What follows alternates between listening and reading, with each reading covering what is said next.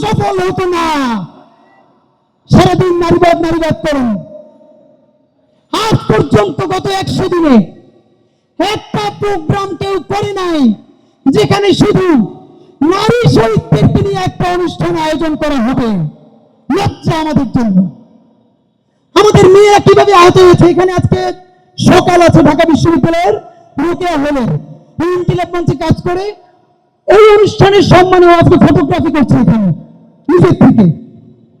আন্দোলনে ডিসি চত্বরের সন্ত্রাসীদের আক্রমণে ওর মাথায় 10টা সেলাই লেগেছে। সেই মেয়েদেরকে আপনারা কেন সামনে আনছেন না? সুতরাং এই আন্দোলনে সমস্ত মেয়েদের অংশগ্রহণের পক্ষ থেকে একজন নারী শিক্ষার্থীকে উপদেষ্টা বানাতে হবে।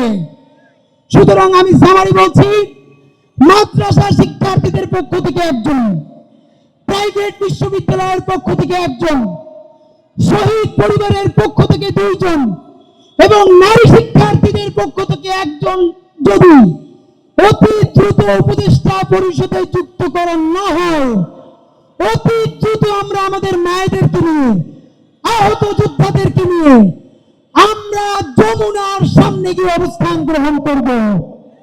এখন আমাদের আরেকজন শহীদের মা কথা বলবেন।